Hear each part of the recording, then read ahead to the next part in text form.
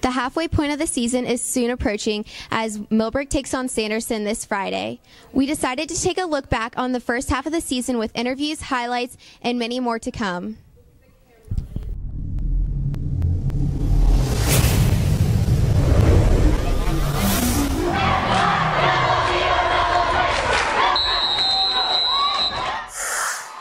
Coming off of a trip to the Eastern Regional Final, Coach McGinnis's Wildcats were hungry to take the court for another installment of Millbrook Basketball, and they did so with a bang as they welcomed East Wake to town and dispatched of the Warriors 93-47. Three players scored over 20 points that night, led by Chris Clemens, 24. Offensively, we shot the ball very well. Defensively, we did a good job. We did a good job. We played great Team D, and we played oh my God, and we played together. We were a family. We played good help defense. We got a lot of steals and deflections. Up next was a trip through the proverbial non-conference gauntlet as Millbrook embarked on a 3-game road trip to Northern Durham, Knightdale, and the defending state champs in Apex.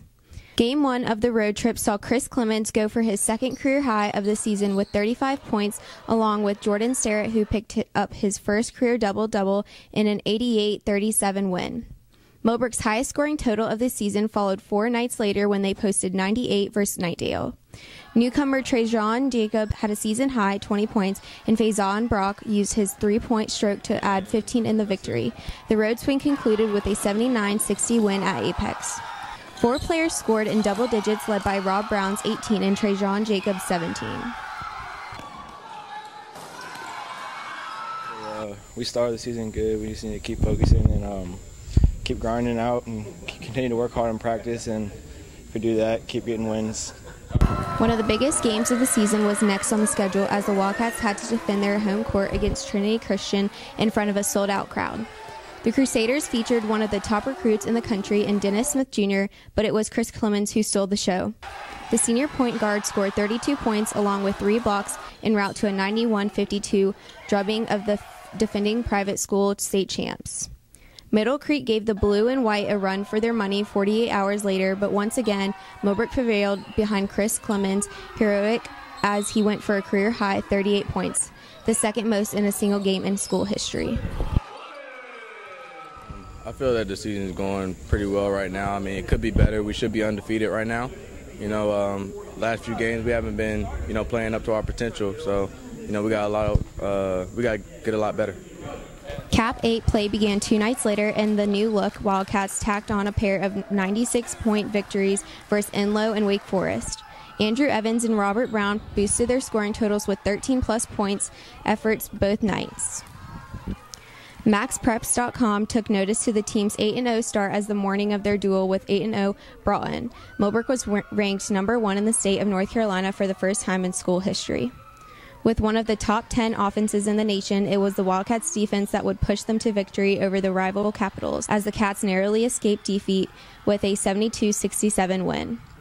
Robert Brown flirted with history to start the holiday break as he moved within 4 points of 1,000 in his career in a 91-59 win over Hoggard. It was the day after Christmas that he became the 4th player in school history to eclipse the monumental feat as Millbrook opened the highschoolot.com Invitational with an 87-71 win over Garner. It feels great. It's up to my teammates really passed me the ball well.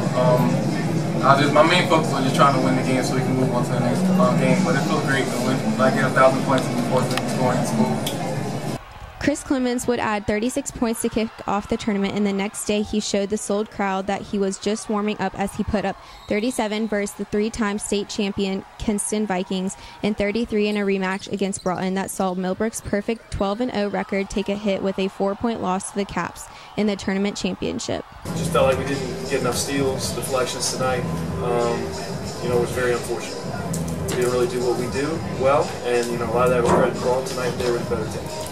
Andrew Evans helped ring in the new year with performances of 18 and 19 points in Millbrook's wins over Wakefield and Heritage.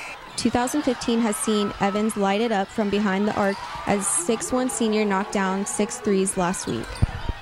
Notable numbers to look at going into the second half of Millbrook's season is their 14-1 record and their 5-0 record in the Cap 8. The Wildcats are scoring 87.3 points per game and only allowing 61.8 per contest. They enter Friday's game as the number 2 ranked team in North Carolina, according to Max Preps, along with being ranked in the top 60 in the country. Chris Clemens currently leads Millbrook in scoring with over 24 points per game.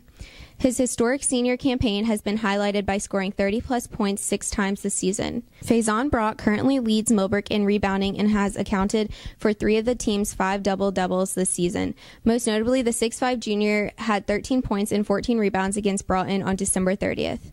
Senior Michael Harris joined the Wildcats this year from Georgia and has given them a much-needed spark off the bench as he has drawn a team leading 7 charges this season. I plan on bringing a lot of energy. I know my team depends on me getting steals, taking charges. That's my main thing I do, and I take pride in it. Getting offensive rebounds, that's what I try to do. I just do whatever it takes to get a win, to do whatever it takes for the team, and it makes us better at practice, and it shows well in the game. So, 18 games remain on the Wildcat schedule as they take on Sanderson this Friday at home. Let's take a look at their next couple of games. Wednesday, the 21st, Millbrook travels to Leesville for a quad matchup at 8 before hosting Enloe 2 nights later in the same scenario. 2 road games follow the next week at Wake Forest and the much-anticipated rematch at Broughton on the 30th. A trip to Heritage follows a home game versus Wakefield, then it's senior night for the Wildcats as Leesville makes the trip over on February 10th before closing the regular season out at Sanderson. 3 Cap 8 tournament games follow the next week, with the final 2 being played at Broughton. 3 sectional playoff games will be played during the week of February 23rd, then 2 regional games in Fayetteville during the first week of March, and if all goes as planned, Millbrook will finish off the season on March 14th at the Dean E. Smith Center in Chapel Hill for the 4A state championship. So as you can tell, things are just starting to heat up here at Millbrook. We will keep you updated on wall-to-wall coverage through Millbrook's various websites. We hope to see you all there at the game on Friday as Sanderson pays a visit to Millbrook. That concludes our recap of the first half. Now we will leave you with the top 10 plays of the season.